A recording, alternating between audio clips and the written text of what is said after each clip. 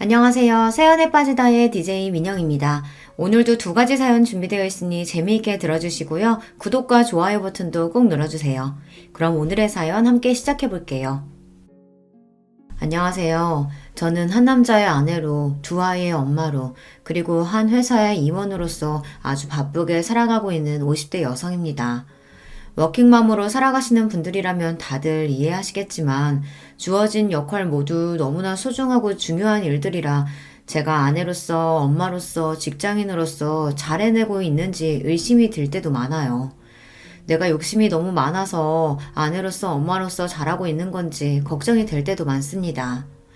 하지만 지금까지 훌륭한 직장인으로 사는 제가 여전히 멋지다며 엄지를 치켜올리는 남편과 일하는 엄마를 항상 응원해주는 아들, 딸 덕분에 힘내서 살 수 있는 것 같아요. 이렇듯 제 가족들은 직장인으로서의 제 가치를 인정해주며 서로를 보듬어주는 소중한 존재이지만 이런 저를 깎아내리지 못해 안달인 사람들도 있었습니다. 바로 제 동서되는 사람들이에요. 사람의 진정한 가치를 평가하지는 못할 망정 항상 눈에 보이는 성과에 집착하고 사람을 조건으로 따지는 동서들을 그래도 너른 마음으로 이해해 보려고 했지만 그것도 그럴 가치가 있는 사람한테나 통하는 일이더라고요.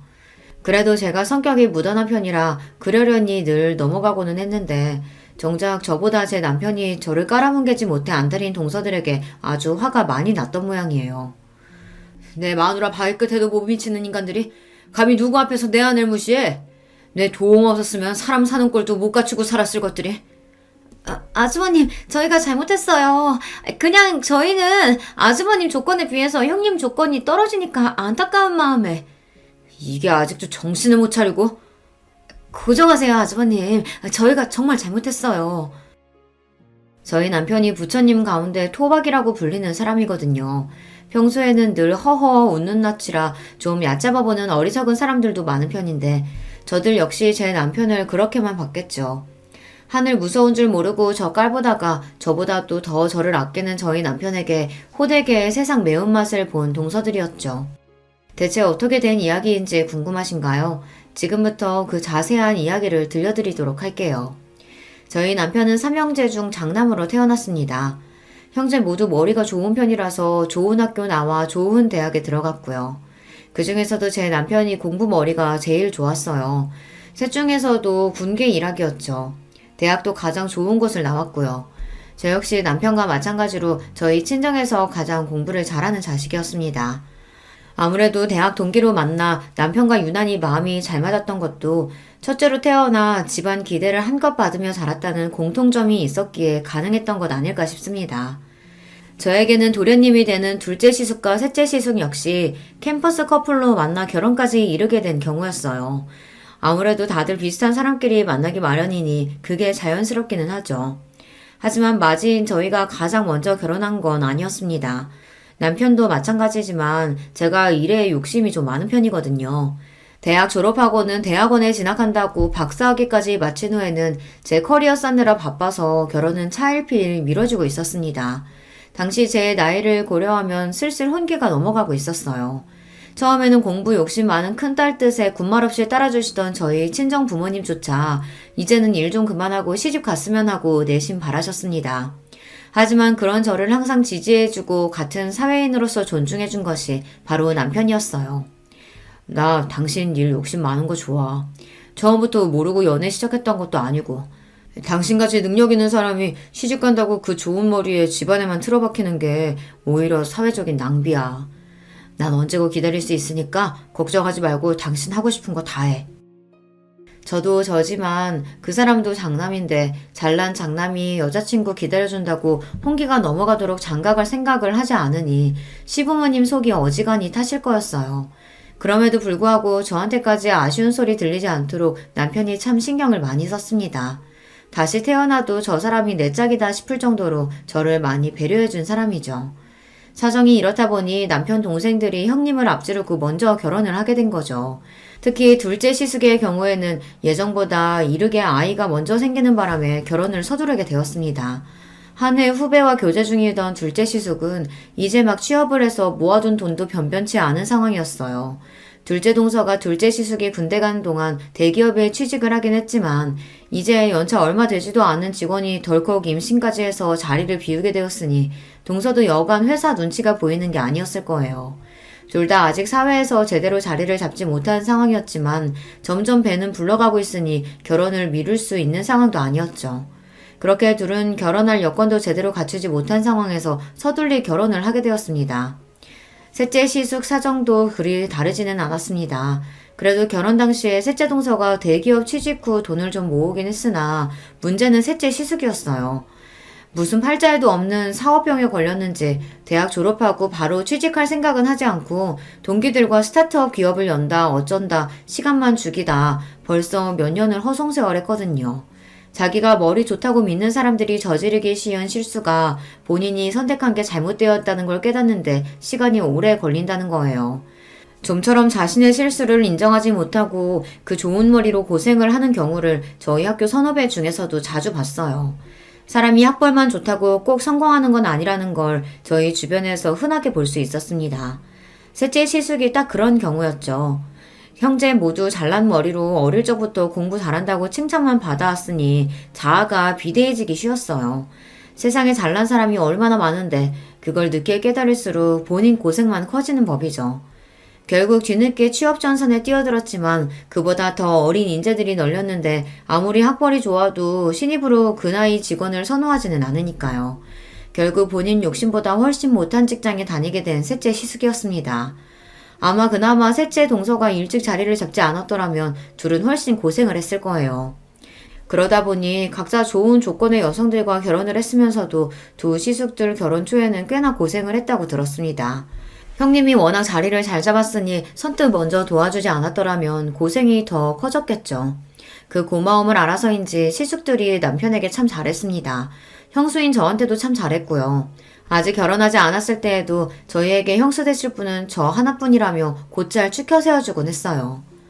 우리 형 장가 좀 가게 해주세요, 형수님. 여자라곤 형수님밖에 모르는 사람인데 저러다가 진짜 노총각으로 늙어 죽겠어요. 얘가 경진이 부담스럽게 왜 이래. 때 되면 하겠지. 형이 이렇게 패기 없으니까 우리가 옆에서 더 이러는 거야. 남자가 할 땐 박력 있게 딱 얘기할 줄도 알아야지. 확실히 부드러운 남편 성격에 비해 사람도 좋아하고 말투에 자신감이 넘치는 시숙들이었습니다. 워낙 오래 본 사이라 예비 시댁 식구가 될 사람들이라는 부담감보다는 저도 그들을 편히 대했어요. 그래서 결혼해서도 시댁 식구들과는 잡음 없이 잘 지낼 수 있을 줄만 알았습니다. 연애를 제법 오래 했기 때문에 이미 양가 부모님들과는 모두들 안면이 있었고 큰아들 늦은 결혼의 원흉이긴 했으나 남편이 워낙 제게 유별나게 굴었기 때문에 저 아니면 결코 결혼하지 않을 거라는 것도 알고 계셨거든요. 이러나 저러나 남편의 유한 성격은 시부모님 유전이었기에 이런 부족한 며느리도 사랑으로 감싸주셨죠. 저희 친정에서 제 남편에 대한 대접은 거의 국빈 대접이라고 해도 과언이 아니었습니다. 아무리 잘난 딸내미라고 하더라도 남편 조건 역시 그에 묻지 않았고 지금이야 여자들도 자기 목소리 내며 어깨 펴고 사는 시절이라고 하지만 저 시집갈 때만 하더라도 여자가 너무 조건 좋은 것도 결혼 상대로 그리 반기는 분위기는 아니었거든요. 결혼하면서 일 정리하는 여자들이 대부분이었고요. 그런데 일 욕심 많은 저를 다 이해해주고 거의 연애 10년을 기다려주는 남자는 정말 흔치 않았습니다. 저희 부모님 입장에서 제 남편은 귀인이나 다름없었어요. 우리 허서방이 우리한테는 은인이다 은인이야. 아니었으면 우리 경진이 저 고집스러운 성격에 어디 시집이나 가려고 들었겠어? 허서방이나 되니까 우리 딸내미 감당되는 거지. 암만 우리 사이가 최고지. 우리 딸이랑 천생연분도 이런 천생연분이 없어. 민망하게 또 그러신다. 제가 경진이 만나 복이 많죠. 저희 친정부모님도 남편도 서로에게 참 잘했습니다. 제 친정 자매들 역시 남편을 참 잘 따랐어요. 똑똑한데 잘난 남편답지 않게 잘난 척 할 줄도 모르고 그저 서글서글한 사람이었으니 동생들이 잘 엉겼죠. 남편이 아들 부잣집 맞이였다면 저는 딸 부잣집 맞이였어요. 제 동생들 입장에서 남편은 그야말로 꿈에 그리던 오빠의 이상형이나 다름없었어요. 제 언니보다 형부를 더 잘 따르는 건 예견된 일이었습니다. 애들 때문에 정신이 하나도 없지? 어째 자기만 보면 어리광이 느는 것 같아. 나야 형부라고 불편하게 생각 안 하고 편하게 대해주니까 좋지. 나 자기 가족들이랑 어울리는 거 진짜 좋아하는 거 알잖아. 어쩜 말도 저렇게 이쁘게 하는지 역시 제가 선택한 남자였습니다. 많이 배운 여자, 먹물 많이 찬 여자는 드세서 좋은 신부감 되기는 글렀다는 말을 창피할 줄도 모르고 하는 제 주변 가부장적인 남자들과는 차원이 다른 남자였습니다. 친정 부모님 말씀이 틀린 게 아니었어요. 남편이 아니었다면 애초에 결혼할 생각도 들지 않았을 겁니다. 그렇게 남편의 삼형제 중 가장 늦게 저희가 웨딩마치를 올리게 되었습니다. 그날은 양가 부모님들이 모두 눈물바람이었어요. 양쪽 집안에서 저희 결혼을 너무 기다리셨습니다. 남편은 그럴 만한 가치가 있는 일이었다고 했지만 제 욕심 때문에 양가 부모님은 물론 남편까지 너무 기다리게 한 것 같아 죄송스러웠어요. 그런 만큼 결혼해서 시부모님께도 그렇고 남편에게도 그렇고 정말 잘하리라고 굳은 다짐을 먹었습니다.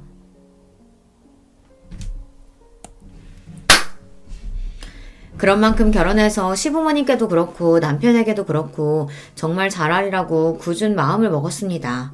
연애할 때도 저한테 참 잘하는 사람이었지만 같이 사니까 남편은 정말 자상하고 가정적인 남자였어요. 저 결혼하고 나서 제 손으로 아침 차려본 일이 손에 꼽힐 정도예요. 제가 워낙 아침잠이 많은 편이거든요. 아침 시간에는 늘 출근 준비하는 것만으로도 전쟁일 정도입니다. 반면 남편은 저보다 훨씬 잠이 적은 편이에요. 아침에는 항상 저보다 먼저 일어나고요.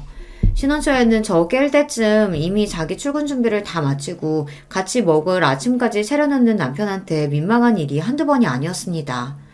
그렇게 머쓱해하는 저를 보며 남편이 대수롭지 않게 말했습니다. 저녁 준비는 거의 당신이 다 하잖아. 그럼 내가 아침 준비할 수도 있는 거지. 둘 다 출근하느라 바쁜 거 똑같은데 당신만 요리하라는 법 있어? 그렇게 지금까지 남편이 차려주는 따순밥 먹으며 출근을 하고 있습니다. 신혼 때와 한결같은 모습에 제가 남편 하나는 참 잘 골랐다 싶어요. 처음에는 이상하게 생각하던 친정 부모님도 이제는 좋은 사위 만나 딸 자식 호강하고 산다며 좋아하십니다. 우리네 부모님들 보기에 요리야 결혼한 여자가 전담하는 일이니 처음에는 남편이 저 먹을 걸 챙기는 걸 보고 저희 친정 부모님이 더 안절부절 못하시더라고요. 하지만 저한테 똑같이 설명하는 남편 말에 결국 저희 친정 부모님도 고개를 끄덕이셨습니다. 허서방 하는 말 듣고 보니 그것도 참 일리가 있다. 그래, 일은 똑같이 나가는데 부엌 일은 우리 애만 하는 것도 말이 안 되지. 하지만 그건 그렇고 그렇다고 한들 우리나라 같은 환경에서 자란 남자가 그걸 잘못된 줄 알고 행동으로 보여주기가 쉬운 일이 아닌데. 나도 참 반성이 되네. 제 말이 딱 그겁니다. 잘못된 걸 알았다고 주변 다른 남자들과 다르게 행동하는 게 우리나라 같은 사회에서 쉽지 않다는 거 저도 잘 알아요. 남편은 한마디로 주변 남자들의 공공의 적이었습니다. 자기들처럼 살면 편히 살 수 있는데 남편 하는 걸 보면 여자들이 한마디씩 할 테니 남자들 입장에서는 저희 남편이 곱게 보이지 않았겠죠. 그럴수록 저한테는 더더욱 예쁘고 귀한 남편이었지만 말입니다. 그런 저희 남편을 보며 자라서 그런지 시숙들도 퍽 가정적인 남자들이었습니다. 비록 형님 수준에 미치지는 못했지만 말입니다. 셋 다 술도 잘 안 하고 담배도 안 하고 칼퇴근하면 다른 데 안 가고 곧장 집으로 향하는 아내 바라기였어요. 시숙들은 벌써 저희보다 먼저 결혼해서 다들 시조카드를 두고 있었습니다. 다복하게 사는 시숙 가족들을 보니 저도 아이 생각이 절로 날 지경이었어요. 이렇게 다른 시대 가족들과는 돈독하게 지내면서도 아직 손 아래 동서들인 둘째와 셋째 동서와는 좀처럼 가까워지지 못하고 있었습니다. 둘 다 저희 남편하고는 참 잘 지냈거든요. 저희 남편이 철마다 아이들 선물이라며 재수씨들 선물까지 잘 챙기기도 했고 가끔 만나서도 아이들도 참 잘 봐줬으니 동서들 입장에서야 더할 나위 없는 아주버니였겠죠. 결혼하고 나서는 온통 저한테 맞춰 사는 남편이었으니 이전보다 자주 볼 일이 적어져 좀 서운한 것 같기도 했습니다. 그럴수록 제가 더 잘해야지 싶었어요. 남편이 저한테 잘하니까 저도 남편 가족들과 얼른 친하게 지내고 잘하고 싶었어요. 그래서 제가 먼저 동서들과 술자리도 제안했습니다. 진짜 아주버님 같은 남자 없어요. 요새 누가 10년이 넘도록 여자 기다려서 결혼하겠어요? 아주버님 조건이 나쁜 것도 아니고. 그동안 어머님 아버님 통해서 선자리도 적지 않게 들어왔었는데 그걸 다 거절하시고. 왜 아니겠어. 사실 나는 형님이랑 아주버님이 결혼까지 가게 될 줄은 몰랐어. 아주버님 나이는 점점 차는데 결혼 소식은 없고 그만하면 할 만큼 했으니까 다른 사람 찾아가실 줄 알았지. 정말 우리 아주버님만한 순애보가 없다고. 처음엔 별로 친하지도 않은 손윗동서의 술자리 제안에 대면대면 하던 동서들도 술이 한 잔 두 잔 들어가더니 본심이 나오기 시작했습니다. 뭐 그 정도야 들어줄만 했습니다. 저희 결혼에 대해 주변에서 가타부타 말이 많은 건 사실이었으니까요. 대부분이 저를 기다리다 못해 제 남편이 저를 버리고 딴 여자로 갈아탈 거다. 뭐 그런 내용이었죠. 사정 모르는 남들이야 남의 이야기 그저 심심풀이로 쉽게들 이야기하곤 하잖아요. 제가 성격이 무딘데가 있어서 그런지 그런 말에 크게 흔들리는 편은 아니에요. 동서들이 하는 말에도 별말 없이 고개만 주걱거리는 저를 보자 되려 그 둘이 머쓱해 보였습니다. 근데요, 형님. 저 예전부터 궁금했었는데요. 형님은 그렇게 공부를 많이 하셔놓고 왜 그렇게 작은 회사에 들어가셨대요? 제가 당시에 다니던 회사 규모가 작기는 했어요. 대학원에서 박사학위까지 따면서 공부를 마친 후에는 학교 연구실에서 근무를 했었습니다. 그러다가 경력이 좀 쌓였더니 주변에서 저를 좋게 봐주신 모양인지 제법 제 평판이 괜찮게 소문이 났더라고요. 해외 학술지에 연구 논문이 실리면서부터 일명식도 없던 곳에서 스카우트 제의가 들어오기도 했어요. 최종적으로 제가 자리를 옮긴 곳은 같은 학교 선배이자 연구실 선배이기도 한 지금의 회사 대표님이 갓 설립한 신생기업이었습니다. 처음 시작할 때 직원이 10명이 채 되지 않았으니 중소기업 치고도 규모가 작은 편이었죠. 셋째 동서가 의문을 가질 만도 하다고 생각했습니다. 지금 회사 대표님이 내가 평소에 존경하던 선배님이시거든. 같이 일하면서 배울 점도 많았고 학교에서 인정도 받고 계시고 지금은 작아도 앞으로 성장 가능성이 높다고 생각해서 자리 옮기게 됐어. 아무리 그래도 이제 막 시작한 작은 회사인데 좀 위험하지 않아요? 전에 연구원 다니셨다면서요. 남 보기에도 그쪽이 훨씬 낫잖아요. 저는 저 나름대로 제 미래가 걸린 일이니 신중하게 생각해서 결정한 일이거든요. 그리고 실제로 아직 규모가 크지 않았음에도 불구하고 각종 정부 사업도 따내고 해외에서도 슬슬 입질이 올 정도로 작지만 내실 있는 회사였습니다. 같은 업계에서도 떠오르는 우수 기업으로 평가를 받고 있었고요. 하지만 그거야 아직 업계 내부 사람인 저희끼리 이야기고 아무래도 일반 대중들이 보기에는 회사 규모도 크고 이름도 유명한 대기업이 훨씬 좋아 보이겠죠. 두 사람 모두 대기업에 다니고 있으니 아무래도 대기업 사원으로서의 자부심도 있을 테고요. 요즘도 그렇지만 당시에도 대기업 들어가기가 쉽지 않았어요. 열심히 공부해서 어렵게 들어간 회사일 테니 애사심이 넘칠 수도 있죠. 물론 유명한 회사 다니는 것도 좋지. 그런 직장 다니는 사람들도 대단하다고 생각하고 나도 내 나름대로 내 장래를 생각해서 결정한 거라 아직까지는 별로 후회된다는 생각은 안 드네. 그냥 이렇게 두루뭉술 말했어요. 괜히 대기업 다니는 동서들 심기 거스르고 싶지도 않았고 아무래도 저희 회사가 전문 분야를 다루고 있다 보니 그걸 일일이 설명하는 것도 술자리 화제로는 어울리지 않는 것 같아서요. 그리고 그 얘기는 어영부영 마무리가 되었습니다. 그거 말고도 화제거리야 많으니까요. 형님, 아이 계획은 있으세요? 아주버님이나 형님이나 이제 나이가 적지 않으신데 이제 더 미루면 안 되지 않겠어요? 그래야지. 생기면 생기는 대로 낳을 생각이야. 생기는 대로 낳는다뇨. 형님 이제 그러실 나이 아니에요. 일 그만두고 임신 준비만 해도 늦는다고요. 당시 제 나이가 30대 중반을 향해 가고 있었습니다. 지금으로서야 30 넘어 결혼하는 경우가 대부분이니 늦었다고 하기도 민망한 나이지만 저 결혼한 지 얼마 안 된 시점만 하더라도 초산의 제 나이인 산모는 드물긴 했습니다. 그래서 결혼하면서 남편보다 제가 먼저 아이 이야기를 꺼내기도 했어요. 물론 남편인 괜히 제가 스트레스 받을까봐 너무 급하게 생각하지 말고 기다려보자고 하긴 했지만요. 그래서 저 역시 가급적이면 아이가 얼른 생겼으면 했지만 제 일에 대한 이야기까지 건드리는 건 좀 불쾌했어요. 말씀드렸다시피 제가 일 욕심이 있어서 지금까지 공부하고 커리어 쌓느라 결혼이 늦어진 건데 결혼과 출산 때문에 그걸 놓을 생각은 전혀 없었습니다. 걱정해주는 건 알겠는데 다른 건 몰라도 일만큼은 뭐라고 안 했으면 좋겠어. 나한테는 정말 중요한 문제거든. 아이 가지기 위해서건 낳고 나서건 일 그만둘 생각은 전혀 없어. 동서들도 조카들 낳고도 회사 잘 다니고 있잖아. 그거야 저희는 애들 낳을 때 나이가 어리기도 했고 또 저희는 대기업 다녀서 회사 복지도 잘 되어 있잖아요. 아무래도 중소기업이랑은 다르죠. 제가 중소기업에 다니기는 했지만 저희 회사 복지도 대기업 못지 않았어요. 애초에 선배 회사에 들어갈 때 그런 부분도 고려를 안 한 게 아니거든요.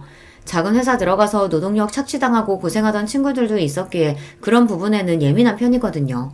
선배는 당시로는 흔치 않게 유학 경험도 있고 그런 부분에서도 선진적인 데가 있었습니다. 지금은 흔한 형태이지만 전 직원들에게 회사 지분 일부와 인센티브를 제공하기도 했고요. 현재보다 미래가 기대되는 회사이기에 이런 점들이 모두 매력 포인트로 다가왔습니다. 한마디로 동서들에게 그런 걱정을 들어야 할 필요는 없었다는 거예요. 어쨌든 그런 점들 또한 일일이 설명할 필요는 없다고 생각했기에 그것도 그냥 그렇게 넘겼습니다. 이래저래 걸리는 부분들은 좀 있었습니다만 이만하면 생각보다 그 자리가 그렇게 힘들지는 않았다고 생각했어요. 비록 자신들이 다니는 대기업에 대한 자부심이 좀 지나쳐서 다른 사람 일자리를 좀 업심여기 있는 경향이 있다고 느껴지기는 했으나 그런 사람들이야 워낙 많이 봐서 그러려니 하기도 했고요. 그리고 내내 직업인으로서만 산 저보다는 직장 경험과 결혼 생활을 모두 겪어본 동서들이 하는 말이 더 현실에 기반하고 있지 않을까 싶기도 했어요. 비록 그 둘이 제 손 아래 동서라고 하지만 결혼 생활을 저보다 훨씬 길게 한 사람들이니 손이 하면서 있지도 않은 권위를 내세울 생각도 없었고요. 무엇보다도 실전에서는 경험이 깡패 아닙니까? 결혼 전에 몇 번 보지 못해서 둘을 잘 알지는 못했지만 그래도 그 두 사람이 손이똥서인 저와 일부러 잘 지내지 않으려고 하는 게 아니라면 제게 공격적으로 나올 이유가 없었으니 결국엔 다 저 좋으라고 하는 소리겠거니 했습니다. 그런데 남들 귀에는 별로 그렇게 들리지 않았나 봐요. 그러고 나서 얼마 지나지 않아 명절을 맞이해 시댁에 온 가족이 모였습니다. 저희 친정은 저보다 일찍 결혼한 여동생들이 있긴 해도 아직 아이가 없어서 명절이라고 그렇게 시끄러운 편이 아니에요. 그런데 시댁에는 아이들도 여럿이다 보니 북적북적한 게 제법 텔레비전에서 나오는 명절 분위기가 나더라고요. 좀 정신이 없기는 했지만 이것도 나름 명절답고 괜찮다 싶었습니다. 차례 지내고 할 일 다 끝나고 나니 다들 맛있는 거 먹으면서 서로 근황도 전하고 이야기꽃을 피웠습니다. 얼마 전 동서들끼리 술자리를 가졌다는 말에 둘째 시숙이 너스레를 떨었습니다. 형수님, 저희는 쏙 빼놓고 여자들끼리만 술 마시고 서운합니다. 도련님도 참, 저희는 저희끼리도 자주 봤잖아요. 다들 부인들이 어찌나 예쁜지 잘 보여주지도 않는 바람에 이렇게라도 얼굴 보고 대화 좀 했어요. 그래서 여자들끼리 즐거운 시간 보내셨어요? 그럼요. 서로 얘기도 많이 하고 특히 동서들이 내 걱정 많이 해주길래 내가 도움이 많이 됐어요. 걱정? 아, 우리가 아직 아기가 없으니까 아무래도 동서들이 걱정이 됐나 봐.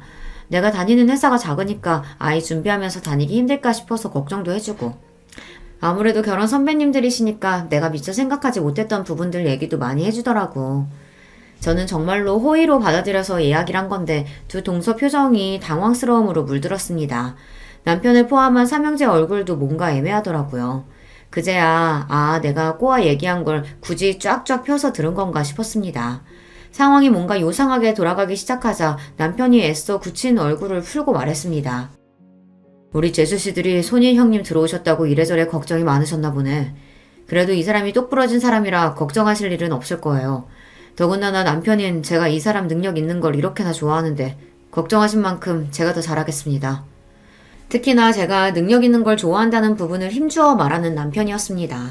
한마디로 내 아내 직장 문제 가지고 왈가왈부하지 말라는 경고나 다름없었어요.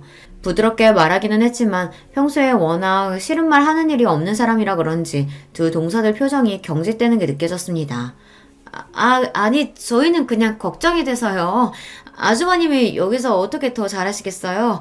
평소에도 그렇게 잘하시면서. 그럼요. 저는 두 분 닮은 조카 얼른 보고 싶은 마음에 말씀드린 거예요. 급히 수습하는 둘을 보자니 내가 눈치가 없었구나 싶었습니다. 저 둘이 설마 저를 견제하리라고는 생각도 못했거든요. 이미 이 집 식구로 잘 자리 잡은 사람들이고 아직 잘 알지도 못하는데 그럴 이유가 있겠나 제가 너무 단순하게 생각한 거죠. 동서지간이라는 거 생각보다 참 복잡한 거더라고요. 단순한 인간관계를 지향하는 저로서는 좀 이해하기 힘들었지만 그래도 아직은 좋은 게 좋은 거라고 모두와 잘 지내고 싶었기에 다음에는 이런 화제 꺼낼 때 좀 조심해야겠다 싶었습니다. 좀 그렇네. 남의 직장 이야기는 그렇게 경솔하게 하는 게 아닌데. 집에 돌아와서까지 답지 않게 기분 나쁜 티를 내는 남편이었습니다. 자기 일로는 참 무던한 사람인데 저나 나중에 태어난 아이들 문제로는 민감한 데가 있더라고요. 하지만 결혼 후에 처음으로 보는 남편 모습이었기에 저는 남편이 좀 예민하게 반응하는 게 아닌가 하고 생각했습니다. 아까 얘기 잘해놓고 뭘 아직까지 마음에 담아두고 그래. 내가 문제가 아니라 당신 기분 나쁘지 않았어? 난 솔직히 아까 동서들 반응 보고서야 그게 내 신경 긁으려고 한 얘긴 줄을 눈치챘어. 나도 참 눈치 없다, 그치? 웃어넘기는 저를 보고 자기가 더 미안한 표정을 짓는 남편이었습니다. 아무렴 제가 아니라 남편이 나서서 한 소리 했는데 또 이렇게 은근슬쩍 제 신경을 긁으려 들기야 할까 싶었습니다. 뭐 저 정도로 긁힐 제 신경이 아니긴 했지만요. 그런데 동서들 입장에서는 결혼 전에 한 번도 자기들한테 싫은 소리 한 적이 없었던 아주버님이 결혼하고 저런 소리를 한다는 게 다 제 딸처럼 느껴졌던 모양이에요. 그전에도 그들과 그리 잘 어우러지는 느낌은 아니었는데 저러고 나서는 은근히 저를 대화에서 배제하는 느낌이었어요. 결국 이렇게 되었구나 싶으면서도 솔직히 그럴 수도 있다고 생각했어요. 사람이 자기가 하는 일이 옳고 그르고를 떠나서 감정 상할 일을 겪었으면 아무래도 상대방에게 좋은 마음 먹기가 쉽지 않기는 하죠. 의도한 바는 아니었으나 어쨌든 시댁 모임 중에 분위기가 흐려진 것도 사실이었으니 할 수 없다 싶었습니다. 결혼하고 처음으로 맞이하는 시아버지 생신에 다시 온 가족이 시댁으로 모여들었습니다. 이 집 며느리가 되고 나서 처음으로 챙겨드리는 시아버지 생신이었으니 저도 신경을 많이 썼어요. 마침 연구 성과로 인센티브를 받은 직후라 주머니 사정도 넉넉했습니다. 평생 명품 한번 써본 적이 없다고 하시길래 용돈과 함께 명품 지갑과 넥타이 세트를 준비했습니다. 물론 명품은 시대를 막론하고 저렴한 적이 없었기에 그 당시에도 가격대가 상당했어요. 그러나 그렇다고 제 형편에 지나치게 무리한 것도 아니었어요.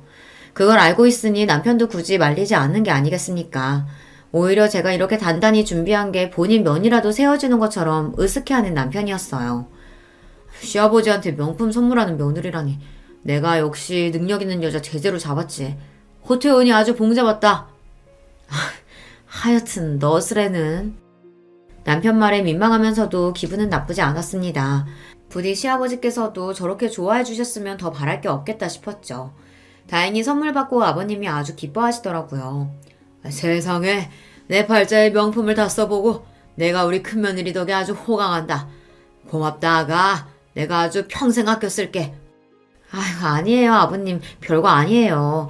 해지면 새 걸로 바꿔드릴 테니까 아끼지 말고 편하게 쓰세요.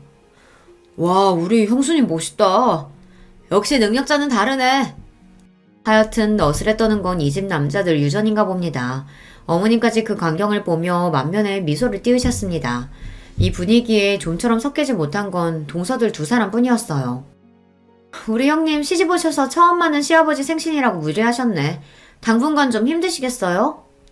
그러게 작은 회사에서 월급도 얼마 안 나올 텐데. 이번에는 눈치 없는 저도 대번에 알아차릴 수 있을 만큼 두 사람 말투에 가시가 돋쳐 있었습니다.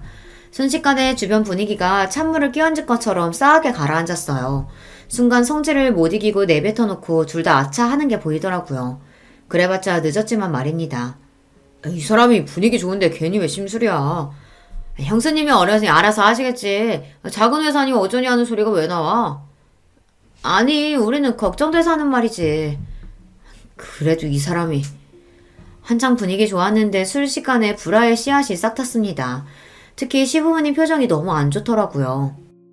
너희들이 그렇게 말하면 내서 준비한 큰애 기분이 어떻겠냐? 받는 나는 또 어떻고? 그러게 말이다. 너희들 지금 너희 큰형님만 무안준 게 아니라 네 시아버지까지 물색 없는 사람 만든 거야. 좋은 날 이게 무슨 일이니? 중간에서 저만 괜히 새우등 터져서 안절부절 못했습니다. 그런 저를 보더니 남편이 제 손을 꼭 쥐고는 낮은 목소리로 말했어요. 제가 저번부터 말하고 싶었는데 대체 왜 그렇게 이 사람 직장을 까내리지 못해서 날린 겁니까? 이 사람 능력 업계에서도 알아주는 사람이고 그래서 지금 회사도 대표한테 직접 스카우트 받아서 좋은 대우 받으면서 간 거예요.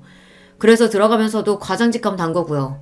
중소기업이라니까 무슨 구멍가게라도 되는 줄 아시는 모양인데 내실 있는 기업이라고 평판도 좋아요. 그런 거 다 떠나서 이전부터 어떻게든 이 사람 트집 잡으려고 하는 것 같아서 남편으로서 기분이 쏙 좋지 않네요. 앞으로는 더 조심하셨으면 합니다. 이제 아주 대놓고 경고하며 제 편을 드는 남편이었습니다. 동서들이 말실수한 게 있으니 아무도 그 말에 의의를 제기하지 않으셨어요. 방금 건 저도 동서들이 선 넘었다 싶었습니다. 제가 마음에 들지 않는 건 들지 않는 거고 굳이 어른들 들리시는 데에서까지 저러는 건 지나쳤죠. 물론 이번에도 제가 이야기하기도 전에 제 남편이 상황을 정리했지만요. 이런 걸로 절대 서운하게 하는 법이 없는 사람이었습니다. 기껏 좋은 선물 준비해서 시아버지께서 생신날 기쁜 마음만 가지셨으면 했는데 또 경솔한 발언을 한 돈서들 때문에 기쁨이 반감된 것 같아 저도 기분이 썩 좋지 않았습니다. 하필 생신에 왜 그런 소리를 해서 다음에 저런 소리 하면 그때는 나도 제대로 한 소리 해야지 싶었습니다. 그렇게 애매한 분위기 속에 자리를 파하게 되었어요. 그리고 얼마지 않아 저에게 기쁜 소식이 생겼습니다. 오랜 시간 공을 들였던 프로젝트가 성황리에 마무리되어 해외 특허까지 따내게 된 거였어요. 대부분의 프로젝트 책임자가 선배인 대표님이었던 예전과 달리 제가 단독으로 책임자로 나선 건이었죠. 당연히 대표님도 뛸 듯이 기뻐하셨습니다.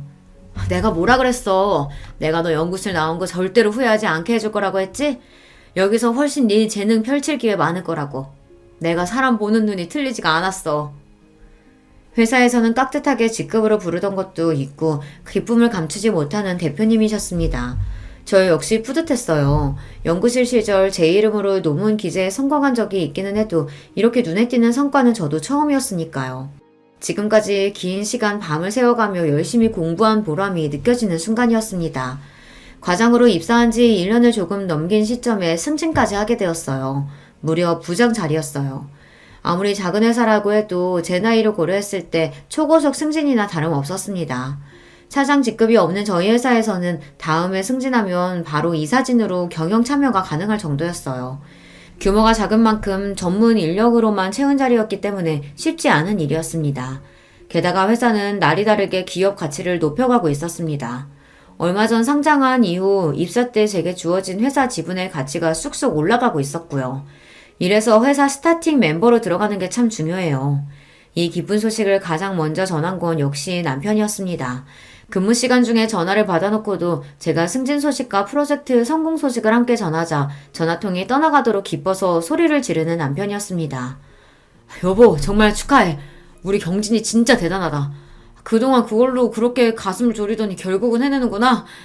이제 이 과장님이 아니라 이 부장님이네? 신랑은 이제 간신히 과장 달았는데 우리 마누라는 부장님이라니. 내가 알아서 모셔야겠다.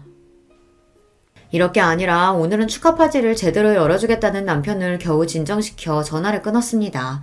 기쁜 일이 생겼을 때 나보다 더 기뻐해주는 사람이 있다는 게 참 좋더라고요. 역시 이 사람과 결혼하길 잘했다는 생각에 뿌듯했습니다.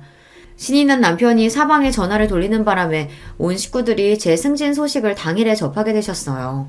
친정이고 시댁이고 할 거 없이 말입니다. 친정 부모님과 시부모님들이 다들 고생했다며 내일처럼 기뻐해 주셔서 몸둘 바를 모르겠으면서도 기분이 좋았어요. 이제는 내 새끼 잘했다며 칭찬해 주시는 분들이 2분 더 늘어나셨으니까요. 시숙들 역시 축하 전화를 걸어왔습니다. 우리 형수님 진짜 대단하다. 나는 부장님은 배불뚝이 중년 아저씨나 돼야 되는 건 줄 알았는데 우리 형수님은 벌써 관리직급이네요. 나 아는 중에 가장 출세한 사람이 형수님인 거 알아요? 우리 파티해야죠, 파티. 이런 경사에. 아휴, 파티는 무슨. 축하해 주신 것만으로도 감사해요. 한사코 거절하는 저에게 파티를 해준다고 난리가 난 둘째 시숙이었습니다. 저를 축하하려고 하는 것 또한 진심이었겠지만 얼마 전 시아버지 생신날 서로 감정 상한 일이 있었으니 제 승진 축하 겸 동서들과 감정을 풀 자리를 만들려고 한 거겠죠. 저 역시 앞으로 계속 볼 사람들이라면 얼른 감정을 풀고 잘 지내고 싶었기에 평소와 달리 화끈하게 말했습니다. 에이, 기분이다. 내가 승진턱 낼게요. 우리 다 같이 한번 뭉쳐요. 와, 화끈하다. 그렇게 세 부부끼리 회풀을 푸는 자리가 마련되었어요. 이래저래 감정이 가스레질 일이 많았던 터라 이참에 다들 풀었으면 싶어서 일부러 제가 정말 기분 낼 때나 가는 고급 라운지바에 예약을 잡았습니다. 당시에는 아직 그런 문화가 활성화되지 않아 저랑 남편을 제외하고 그런 고급스러운 곳은 처음 경험하는 거였어요. 와, 형수님 오늘 단단히 준비하셨네. 형수님 덕분에 이런 데도 나와보고 진짜 호강하네요. 아직 꽁한 기분으로 나와 떨떠름하게 서있던 동서들도 모임 장소를 보더니 눈이 휘둥그레졌습니다. 대기업 접대 자리로도 이용되는 곳인데 아무래도 동서들은 아직 평사원이다 보니 이런 곳에 와볼 일은 없었겠죠. 이왕이면 이런 걸로라도 점수를 좀 땄으면 싶었어요. 와, 이 양주 진짜 비싼 건데 병째로 마셔도 괜찮아요? 저 오늘 좋은 날이잖아요. 오늘은 마시고 싶은 거 다 마셔도 상관없으니까 가격 보지 말고 원 없이 드세요. 분위기도 더할 나위 없이 좋았어요. 저나 남편이야 그날 기분이 최고였고 쭈뼛하던 동서들도 좋은 술 한 모금씩 넘기고 나니 표정이 좀 풀어졌더라고요. 남편은 이번 프로젝트 때문에 제가 얼마나 고생을 했는지, 승진한 마누라가 얼마나 대단한지 팔불질처럼 자랑을 늘어놓느라 잔뜩 신이 나 있었습니다. 그렇게 다들 화기애애하게 이야기를 주고받는 동안 동서들 술 마시는 속도가 점점 빨라지고 있었어요. 처음에는 오늘 술이 좀 받는가 보다 하다가 나중에는 저대로 놔둬도 괜찮나 걱정이 되더라고요. 그래서 동서에게 걱정스러운 마음에 한마디 건넸습니다. 동서, 괜찮아? 물도 좀 마셔가면서 천천히 마셔. 왜요? 막상 비싼 술 사려니까 아까워요? 가시돋친 둘째 동서 말투에 순간 주변이 조용해졌습니다. 아, 또 시작이구나 싶었죠.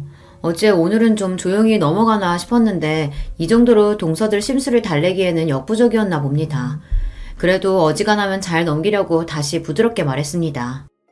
아깝긴 축하해줘서 고마워서 한턱 내는 건데. 중소기업 부장이 뭐 그렇게 대단한 자리라고 내가 축하식이나 해요? 저 사람이 하도 닥달하길래 어쩔 수 없이 나온 거예요. 어떻게든 분위기를 풀어보려던 제 노력은 숲으로 돌아갔습니다. 그쯤 되니 저도 그냥 될 대로 되라 싶더라고요. 언제까지 제가 동서 기분을 맞춰주겠습니까? 동서, 축하해줄 생각 없으면 그냥 거절하지 그랬어. 꼭 그렇게 꼬아서 말해야겠어? 이제 본심 나오시나 보네. 왜요? 저희가 축하 안 한다니까 안 입고 오세요? 아니 근데 대기업자는 저희 입장에서야 중소기업 부장 별거 아닌 건 당연한 거 아니에요? 당신 진짜 미쳤어? 아 내가 틀린 소리 했어? 왜 소리를 질러? 나만 해도 어떻게든 계약 하나 따내겠다고 들러붙는 중소기업 부장들이 한둘인 줄 알아. 누가 들으면 아주 대기업 회장님이라도 되신 줄 알겠어. 유세도 이런 유세가 없네. 이 사람이 어떻게 이렇게 못난 소리만 골라서 하냐? 아, 당장 형수님한테 사과드리지 못해? 못해, 안 해. 내가 뭐가 아쉬워서 중소기업 직원한테 사과식이나 해야 돼. 아주 가관이었습니다. 더는 못 봐주겠기에 한 소리 하려던 차에 남편이 먼저 선수를 쳤습니다. 다들 입 닥치지 못해? 남편 입에서 처음 듣는 욕설에 다들 그 자리에 얼어붙어 버렸습니다. 욕을 듣는 당사자인 동서들도 그렇지만 저도 정말 놀랐어요. 남편이 그렇게까지 화내는 모습은 그때 처음 보았습니다.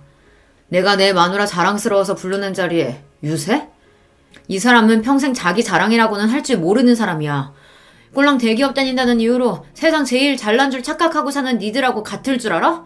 우리 와이프야말로 이런 식으로 엮이지 않았으면 니들 같은 인간들하고는 어울릴 일이 없는 사람이라고, 알아? 당장이라도 잡아먹을 듯한 기세로 고함을 치는 남편 모습에 두 사람이 벌벌 떨기 시작했습니다. 중소기업 부장이니 대단할 것도 없다고? 무식한 소리하고 자빠졌네. 이 사람 회사 가치는 지금 시가총액 100억이 넘어. 니들은 신문도 안 보냐? 이 사람이 성공시킨 프로젝트로 정부 계약에 해외 특허까지 따냈다고. 그런 인재들 사이에서 부장까지 올라갔단 거야, 이 사람이. 이 사람이 니들처럼 일반 직원인 줄 알아? 이 사람 회사 지분까지 가진 사람이야. 회사 주주라고. 이 대기업에 붙어서 월급이나 타먹을 줄 아는 것들아. 100억이니 정부 계약이니 해외 특허니 회사 지분 이야기까지 나오자 동서들 얼굴이 새파랗게 질리기 시작했습니다. 만만하게 생각했던 작은 중소기업이 자기들 생각과는 달리 보통이 아니라는 걸 이제야 간신히 깨닫게 된 거죠. 물론 제가 그런 사람이든 아니든 간에 사람 제 밑으로 보고 깔보는 건 잘못한 일이죠. 그래도 자기들 보기에도 대단하다는 생각이 들었는지 순간 쳐다보는 제 눈빛에 주춤 눈치를 보는 꼴이 어이가 없으면서도 좀 고소하더라고요. 저는 이만하면 됐다 싶었는데 남편은 아직도 분이 풀리지 않는지 씩씩 숨이 거칠었습니다. 내가 니들 결혼할 때 어떻게 했는데, 아직 자리도 제대로 못 잡은 니들 사람 사는 것처럼 살게 해주겠다고 내가 그렇게 도왔는데 감히 내 아내를 이런 식으로 대? 나한테는 아까운 사람이 이 사람을 감히, 겉으로 보이는 조건만 대충 보고 사람 괄시하는 니들 같은 모자란 인간들이 감히 당장 내가 빌려준 집값 빼서 가져와. 나 내 아내 무시하는 너 같은 인간들한테 내 돈 절대 못 줘.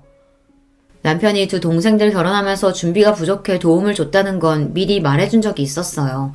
아무래도 남편 벌이가 가장 좋기도 하니 여윳돈도 있었으니까요. 그걸 그래도 돈거래가 오갔으니 명목상 계약서를 쓰고 이자도 받지 않고 그 일부를 천천히 갖고 있었죠. 남 같으면 가당치도 않을 이야기였습니다. 하지만 이제 자기한테는 남보다도 못하니 당장에 그 돈을 갚으라는 이야기였죠. 그 돈이 한두 푼도 아니고 동서들은 물론이고 시숙들까지 얼굴에 피기가 싹 가셨습니다. 아주버님, 저희가 잘못했어요. 제가 진짜 몰라서 실수했어요. 형님, 제가 죄송해요. 다시는 형님 앞에서 건방 떨지 않을게요. 형님, 잘못했어요. 저는 형님이 그렇게 대단한 분인 줄도 모르고. 그렇게 콧대 높게 굴던 둘이 돈 내놓으라는 남편 말에 아주 납작 엎드려서 저렇게 쉽게 사과하는 꼴을 보고 있자니 한심스러웠습니다. 내가 대단한 사람이건 아닌건 사람이 사람을 그렇게 대하는 건 아니야. 사과를 그런 식으로 하는 것도 아니고. 돈 문제는 나는 모르겠네. 이 사람 돈인데 내가 왈가왈부할 일도 아니고 알아서 해결들 봐요. 그러고는 아직도 분이 풀리지 않아 씩씩대는 남편을 데리고 나와버렸습니다. 그 와중에 술값 계산하라는 저를 보고 저것들 꼴을 보고도 비싼 양주 사 먹이고 싶냐며 남편이 난리치는 바람에 결국 그냥 나오고 말았습니다. 당신 진짜 그 돈 한꺼번에 다 받을 거야? 내가 내 돈 받겠다는데 왜? 내가 그간 못 받은 이자까지 싹 쳐서 받아낼 거야. 나 무시하는 건 참아도 당신 무시하는 건 절대 못 참아. 어디 감히 내 마누라를. 화가 나서 어쩔 줄 모르는 남편을 보고 있자니 웃으면 안 되는 줄 알면서도 웃음이 나왔습니다. 남편은 뭐가 좋냐며 타박을 하는데도 그렇더라고요.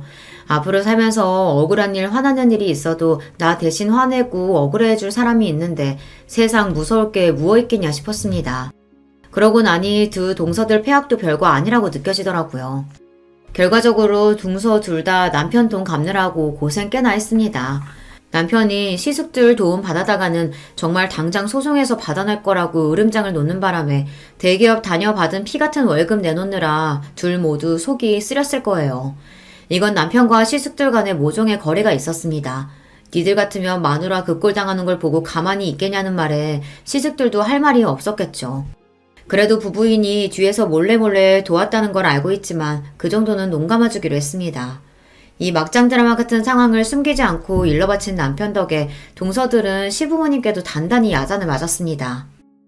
내가 그동안 니들한테 너무 잘해준 모양이다. 어디 감히 손이 동서를 제 밑으로 보고 그따위 짓거리를 벌여. 감히 내 집에서. 남편이나 시부모님이나 그리 마음씨가 비단결 같은 분들이 화내니까 정말로 무섭더라고요. 그날로 그 둘에게 사근사근 부드러운 시부모님은 영영 사라졌습니다. 제대로 바닥을 보였으니 아무리 행동을 조심해도 시부모님 입장에서는 더는 믿업지 못한 모양이었어요. 그리고 십수년이 지났지만 그 둘은 여전히 저한테 쪽도 못 쓰고 잔뜩 기가 눌려 지내고 있습니다. 사실 제가 크게 뭘 한 건 없는데 주변에서 워낙 야단이었다 보니 둘 다 아주 된통 당하기는 했죠. 결국 이자까지 쳐서 그 돈을 다 받아낸 제 남편이 참 대단해요. 그 이후로 저는 결국 회사 이사진까지 올라가는 데 성공했습니다. 지금은 업계에서 저희 회사 이름만 들으면 모르는 사람이 없을 정도로 회사를 성장시켰습니다. 여전히 대기업에 비하면 직원 수는 적은 편입니다만 그래도 지금은 직원 수가 거의 200여 명에 육박할 정도로 규모가 커졌습니다. 제 연봉이나 회사 지분 가치를 따지면 여느 대기업 이사들에게도 뒤지지 않을 정도입니다. 동서 둘은 그리고 채 10년도 채우지 못하고 회사를 나오게 되었어요. 아무래도 평사원은 많고 관리직까지 승진하는 사람은 소수이다 보니 남자들도 40대에 들어서면 대기업에서 명예퇴직하는 경우가 많죠. 아이까지 있고 승진에 실패한 동서들이 끝까지 대기업에서 살아남기는 힘들었을 겁니다. 대기업 다니는 게 평생 가장 큰 자랑인 두 사람이었는데 결국 이 나이까지 왕성하게 사회활동하는 사람은 저뿐이네요. 회사 그만두고 둘 모두 급격히 기가 죽은 탓에 오히려 이제는 짠하게 느껴지기까지 합니다. 사람이 겉으로 보이는 단면만 보고 상대방을 평가하기 쉽다지만 그래도 예의라는 게 있는 건데 둘 다 처음에 저한테 너무했다 싶어요. 첫 단추를 그리 꿰지 않았더라면 꽤 괜찮은 사이가 될 수도 있었을 텐데 지금은 뭐 별로 아쉽지도 않네요. 여전히 하늘이 두 쪽 나도 제 편인 남편과 이제는 남편과 저를 쏙 닮은 소중한 아이들도 있는 판에 거기까지 신경 쓸 여력이 없기도 하고요. 회사 일 역시 바쁘지만 더없이 만족스러워서 저는 잘 지내고 있습니다. 지금은 한때 그런 일도 있었지 웃으면서 이야기할 수 있을 정도로 작은 해프닝으로 느껴지기도 해요. 다들 제 이야기 재미있게 잘 들어주셨는지 모르겠어요. 오늘 하루 여러분도 열심히 일하시고 하루의 마지막에는 소중한 사람들 품에 돌아가 따뜻한 시간 보내시길 바라며 이야기 마칠게요.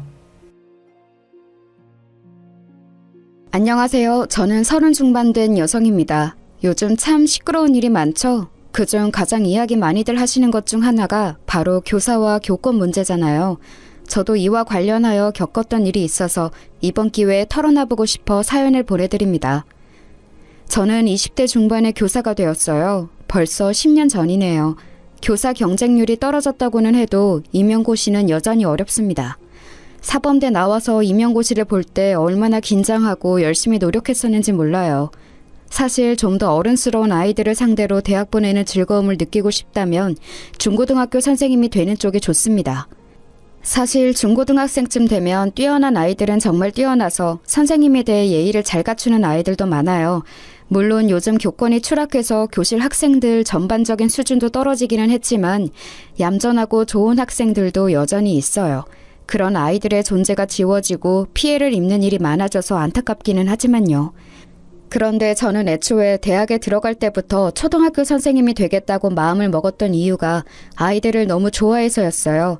아직 중학교도 들어가기 전 유치원을 나와서 학교에 막 입학하는 그 조그만 아이들이 얼마나 귀여웠는지 몰라요.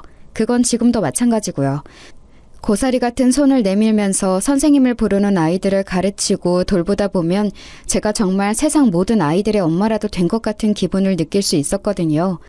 최선을 다해서 임용고시를 치르고서 다행히도 운 좋게 처음 본 시험에 합격하여 사립초등학교에 들어가게 되었습니다.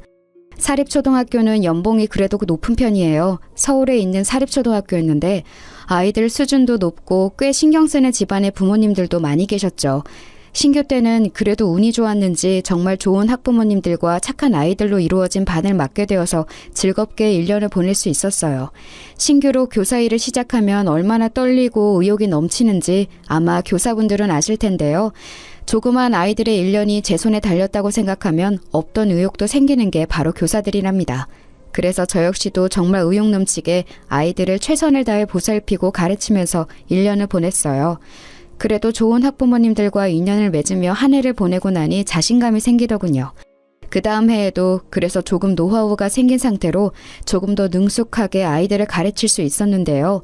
2년 차에도 별 문제는 없었어요. 약간씩의 트러블은 있었지만 그래도 상식 내였고 제가 컨트롤할 수 있는 범위 내였거든요.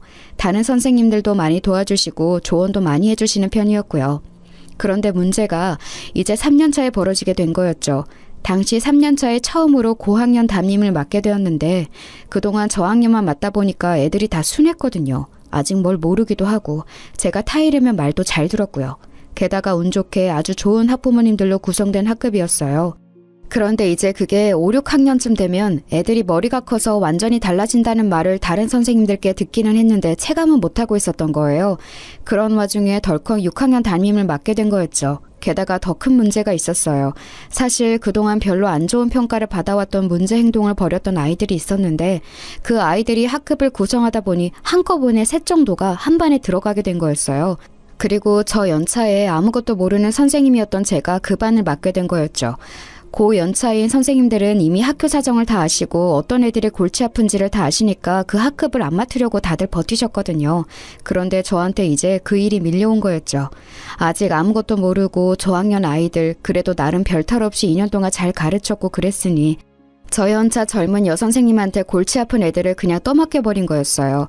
저는 사실 그것도 모른 채로 처음 만난 고학년이니 정말 잘 준비해서 가르쳐야겠구나 하면서 준비를 열심히 했었죠. 새학기가 되어 처음 교실에 들어갔는데 애들이 난장판이더라고요. 원래 애들이란 쉬는 시간에 선생님 없을 때는 난장판인 게 당연하니까 저는 그냥 그러려니 했어요. 그리고 모두 앉으라고 이제 수업 시작하겠다고 이야기를 했죠. 그런데 몇몇 애들을 제외하고는 애들이 조용하지를 않는 거예요. 제 말도 안 듣고 그냥 자리에 서서 계속 떠들고만 있어서 선생님이 들어온 줄 모르나 하고서 좀 소리를 높여서 애들을 불렀어요. 애들아 이제 좀 조용히 하고 수업 시작하자 이런 식으로 이야기를 했죠. 그랬더니 반 애들이 저를 쓱 돌아보는데 좀 귀찮다는 눈길 있죠? 그런 식으로 돌아보더군요. 저학년 애기들한테서는 한 번도 받아본 적 없는 시선이라서 저는 좀 충격을 받기도 했습니다.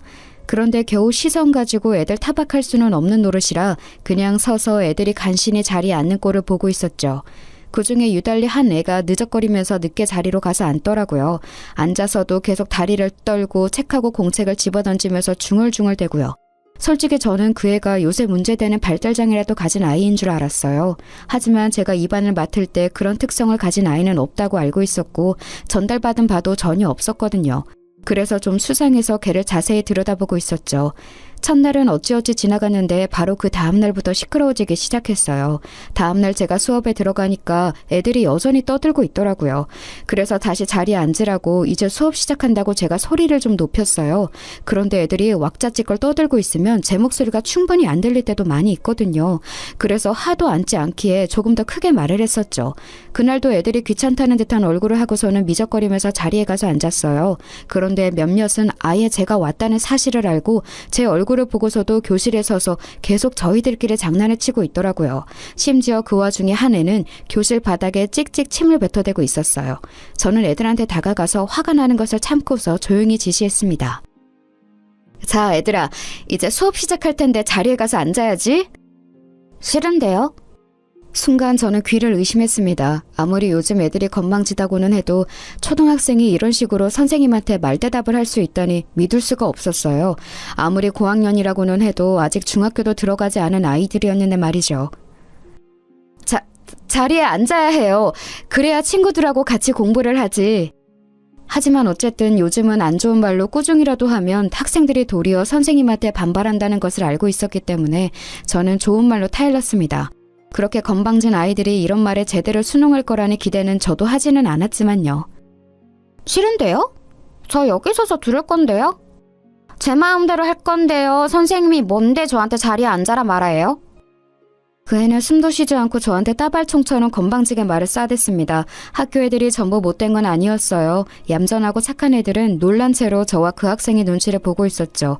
하지만 그의 주변으로 하필 그 품행이 바르지 않은 애들이 모여 앉아 있어서 걔네들은 제 얼굴을 보면서 희죽이고 웃고 있었어요. 제가 당황해서 얼굴이 굳어지는 반응을 즐기는 게 뻔했죠. 저는 겨우 교사로 일한 지 3년째 된 어린 선생님이었고 학생들이 이렇게 노골적으로 반항하는 것을 처음 겪어서 너무 당황했어요.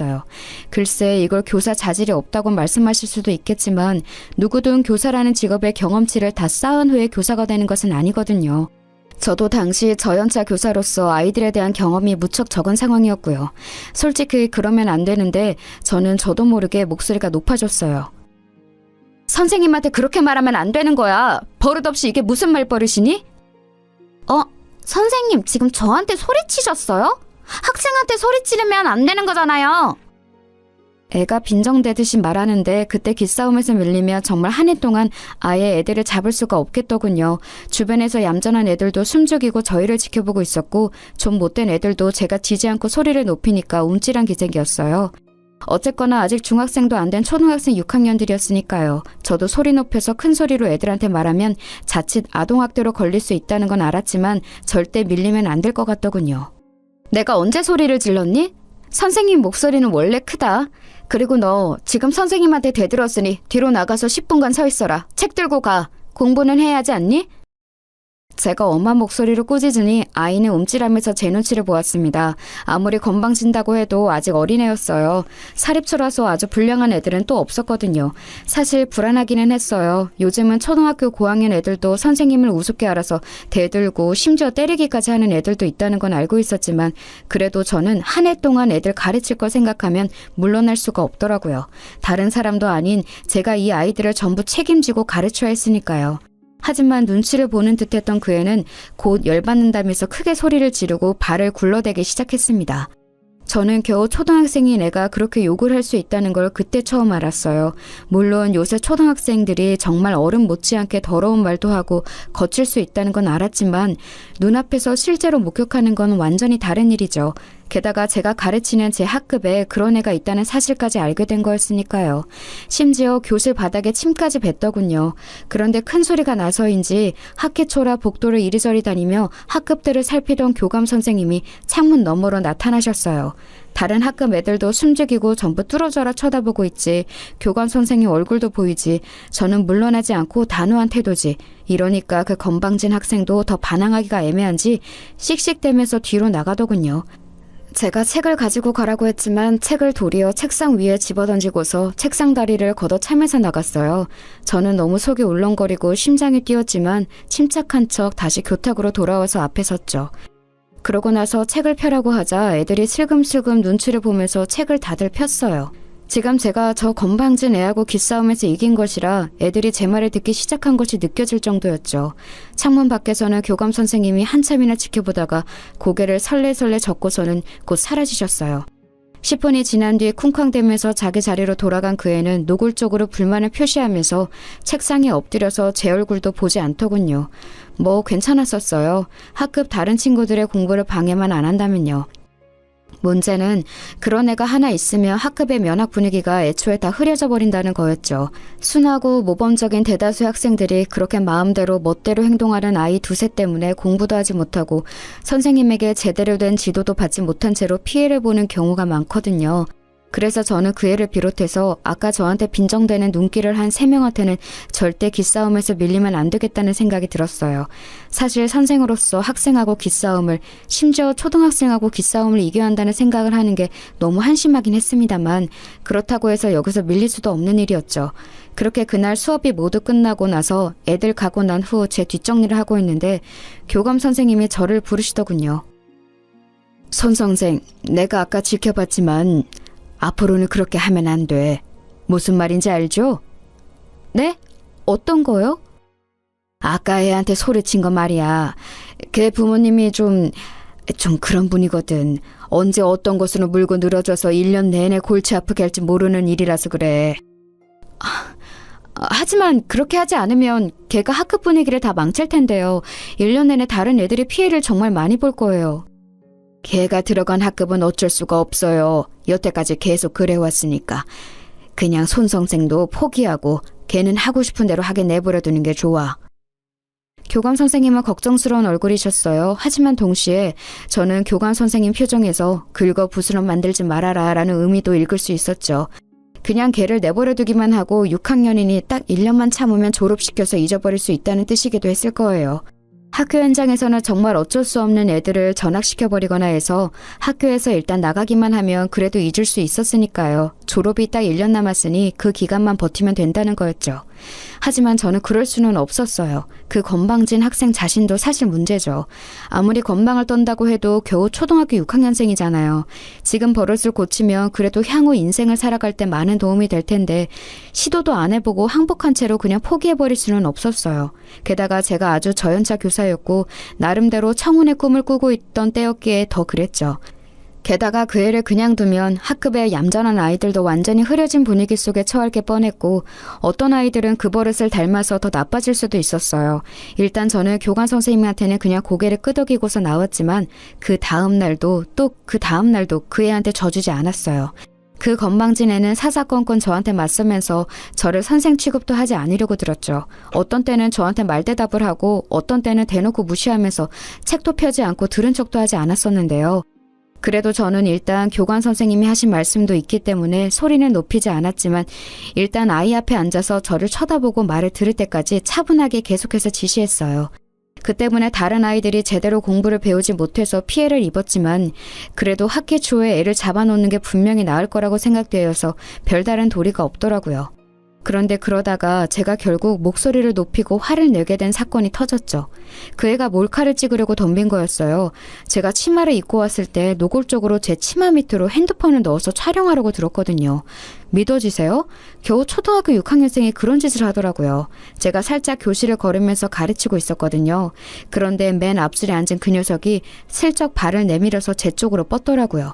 저는 그런가 보다 하고 그냥 애들을 보면서 시선을 위로하고 있었는데 다시 돌아서 앞쪽으로 가려다가 밑을 보게 된 거예요.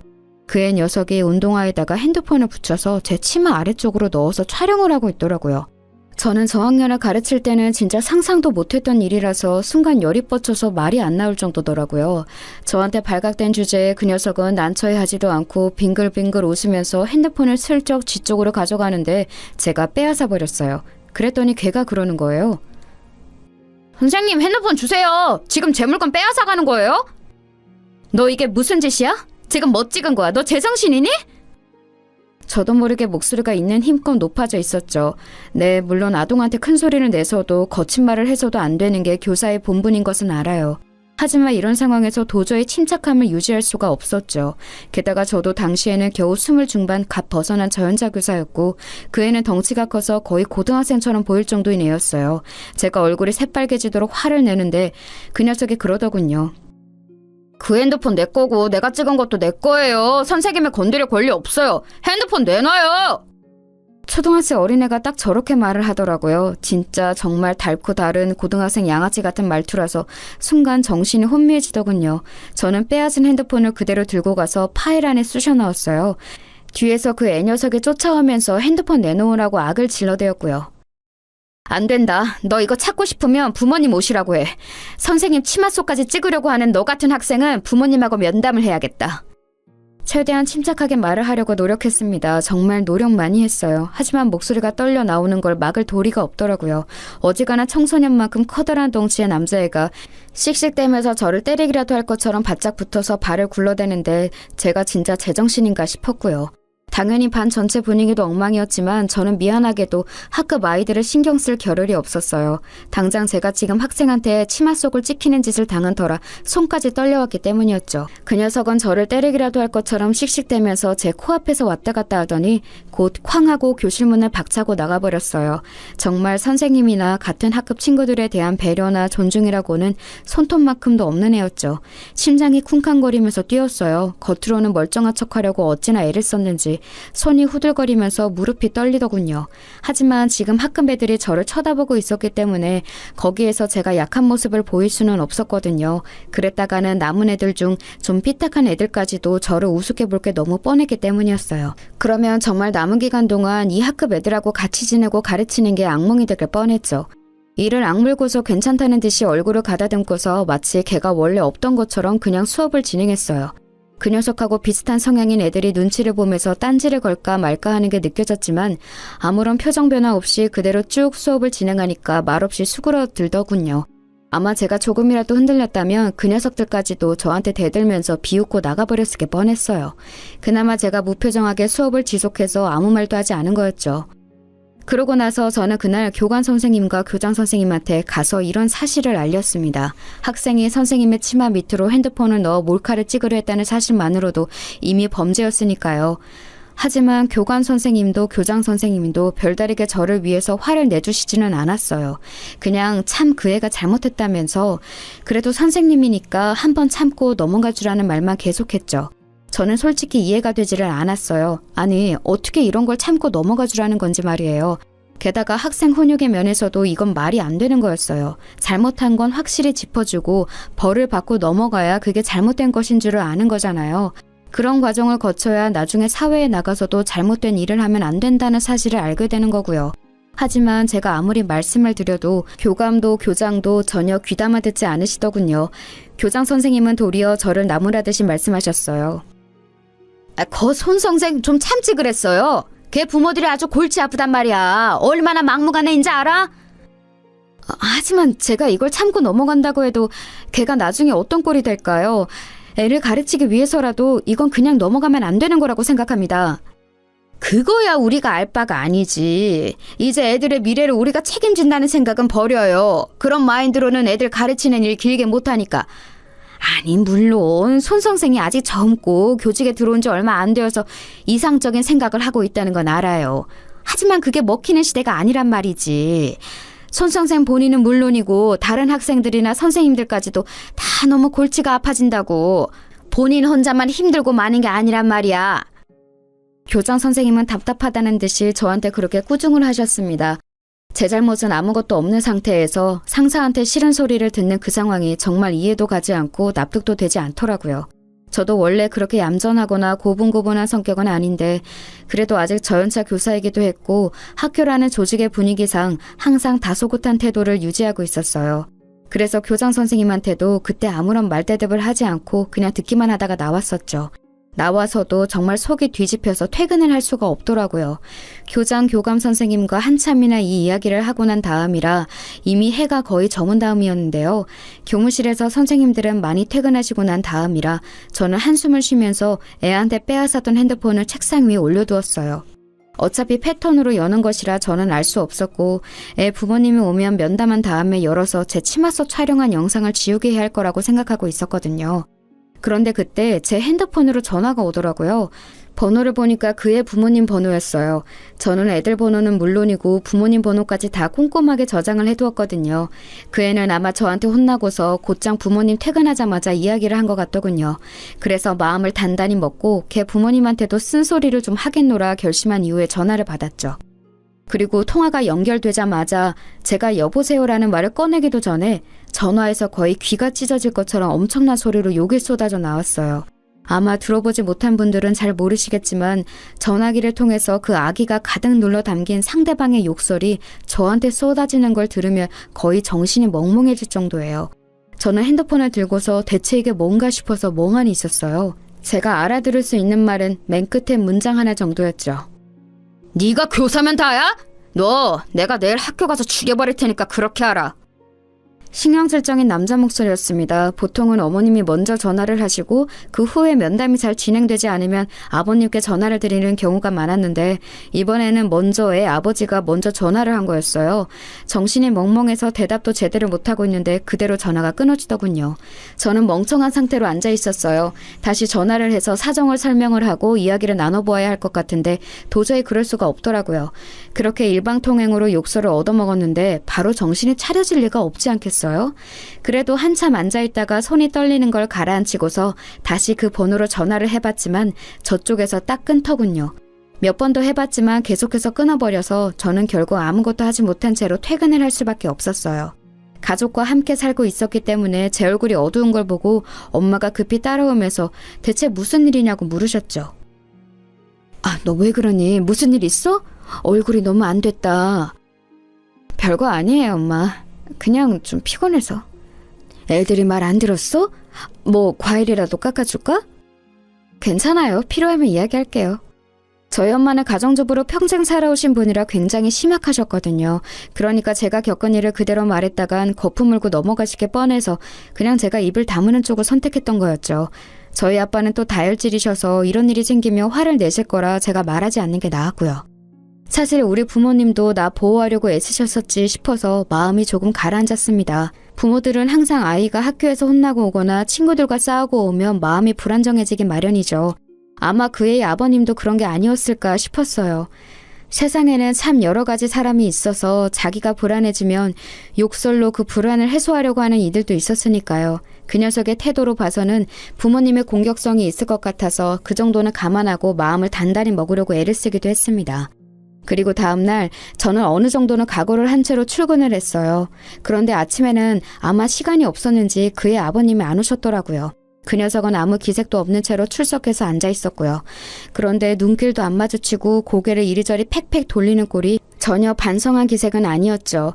아마 오후나 퇴근 이후에 오지 않을까 싶었을 때였어요. 딱 점심시간 직전인 시간이었는데 끝나기 거의 20분 전쯤 갑자기 교실 문이 벌컥 열려서 정말 깜짝 놀랐습니다. 제가 놀라서 돌아보니까 거기 어떤 중년 남자가 시근덕대면서 서 있더군요.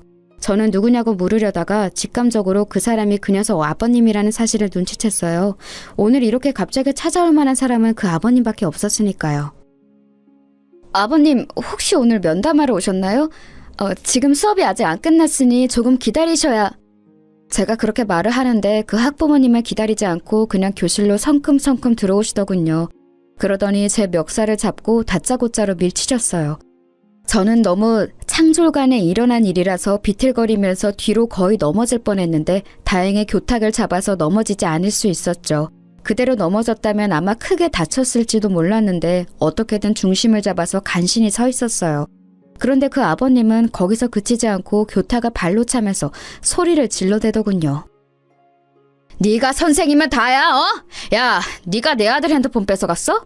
그거 너 강도질이야, 알아? 네가 무슨 권리로 애 핸드폰을 빼앗아가? 너 공산당이야, 어? 남의 재산을 왜 손을 대? 그 아버님은 정말 말도 안 되는 소리를 하면서 목에 핏대를 세워가면서 소리를 질러댔습니다.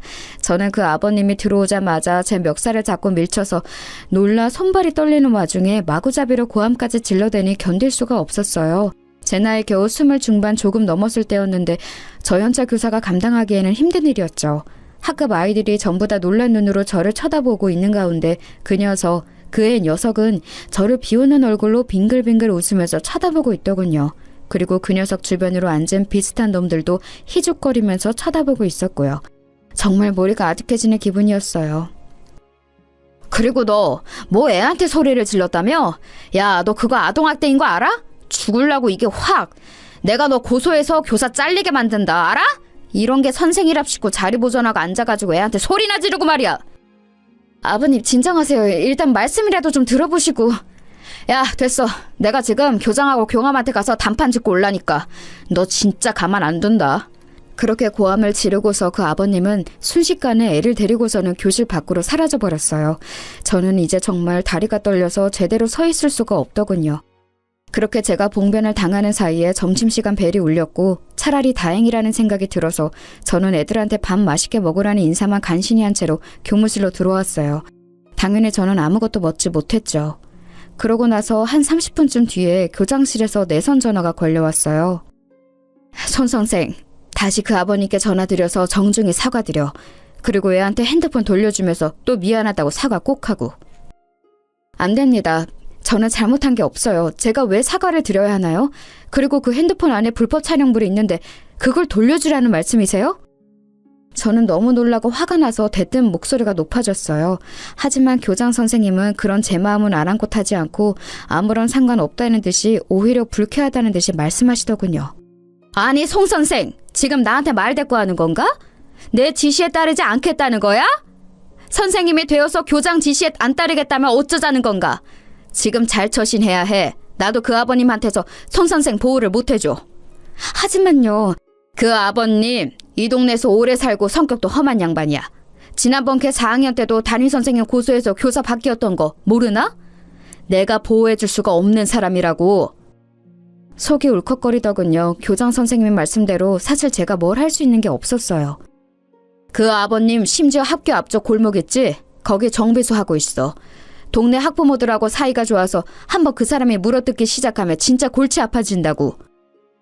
머리가 아프더군요. 교사라는 직업을 가진 이상 학부모와 소통을 하는 건 피할 수 없는 부분인데 게다가 그쪽에서 제 직업을 망가뜨리려 한다면 제가 저항할 수단조차 없는 게 현실이었죠.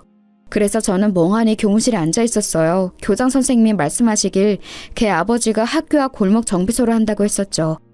그런데 안 돌아가는 머릿속으로도 저희 집이 가지고 있는 건물이 그쯤에 있고 거기 1층에 정비소가 있다는 게 생각이 나더라고요. 설마 거기인가 싶었어요. 사실 아빠 엄마 소유의 건물이고 관리인도 따로 있는 큰 건물이었기 때문에 뭐 제가 딱히 관심은 없는 곳이기는 했어요. 코로나 때 워낙 수익이 안 나와서 월세를 내려서 장사를 하게 해주었다고 그런 이야기를 들었던 게 마지막이었던 것 같더라고요. 걔 아버지가 정말로 거기서 장사를 하고 있는 사람이라면 나한테 이러면 안 될 텐데 라는 생각도 들었고요. 솔직히 선생으로서 하면 안 되는 생각이었지만 그 학생도 그 학부모도 진짜 꼴보기 싫고 우라통이 터지고 그렇더군요. 거기에 더해서 그냥 전체적으로 이 학교라는 세상의 조직 생활이 정말 무척 허무하다고 느껴지기도 했고요. 정신을 못 차리고 있으려니 곁에 있는 선생님들이 빨리 조퇴 먼저 하라고 지금 애들 가르칠 정신이 아닐 것 같다고 저한테 위로를 해주셨지요. 다른 선생님들이 대신 해주시겠다면서요. 아무래도 머리가 너무 아파서 병원이라도 가야 할 듯해서 선생님들의 호의를 고맙게 받고 일어나려는데 그의 녀석이 교무실로 찾아온 거예요. 저기요, 저 핸드폰 이제 주죠? 우리 아빠 또 부르기 전에. 걔는 저를 선생님이라고도 부르지를 않았습니다. 저는 멍하니 걔 얼굴을 보면서 걔가 나를 선생 취급을 안 하는데 내가 걔를 학생 대접을 해줘야 하나 고민이 되었어요. 학기가 시작되고서 그 녀석을 계도하려고 애썼던 시간들 동안 받았던 스트레스가 한꺼번에 치솟는 듯한 기분이었죠. 의기양양하게 저한테 핸드폰을 내놓으라는 그 녀석 얼굴을 보다가 저는 고개를 저었습니다. 네 핸드폰 나한테 없는데? 뭔 소리예요? 가져갔잖아요. 부숴서 버렸는데? 아, 뭔 소리예요? 가지고 있잖아요. 뭘 버려요? 걔는 당황하면서 저를 몸으로 밀치고 제 책상 서랍이 열려고 했어요. 그때 옆자리에 있던 선생님이 몸으로 얼른 끼어들면서 걔를 막아섰었죠. 아, 뭐 하는 거니? 지금 너 다른 사람 물건 막 만지는 거야? 돌아가서 그냥 네 부모님하고 상의하고 다시 와. 선생님이 다 생각이 있으시겠지. 그리고 교무실에 있던 선생님들이 모두 같이 저희 쪽을 바라보셨어요. 많은 숫자의 시선이 있으니 과연 그 녀석도 더 행패는 못 부리고 씩씩거리다가 아빠 다시 올 거예요 라는 한마디만 남기고는 사라져버렸죠. 저는 머리가 아파서 견딜 수가 없어서 머리를 짚었지만 그래도 동료 선생님이 너무 고마워서 웃어 보였어요. 그 선생님은 빨리 병원에 가라고 제 등 뒤를 밀어서 내보내 주셨죠. 그런데 저는 가기 전에 책상 서랍에서 봉투 하나를 꺼내서 교정실로 향했어요. 다행히도 교장 선생님이 계시더군요. 왜 왔냐고 묻는 탐탁지 않는 눈길 앞에서 저는 봉투를 내려놓았습니다. 사직서입니다. 뭐? 아니, 그 아버지 때문에 그래? 뭘 그런 일 때문에 사직서를 내? 그 애한테 핸드폰 돌려줄 수 없습니다. 저 몰카 찍은 증거니까요. 그리고 그 아버지라는 인간한테도 사과 안 합니다. 못해요. 그러면 그 사람 송 선생 고소한다니까? 하라고 하세요. 아니, 이건 내가 지금 수리는 안 하겠네. 머리를 식히고 다시 내일 와서 내도록 해. 이런 식으로 굴면 그 학급은 다시 담임이 바뀌는데 애들은 생각 안 하는 거야?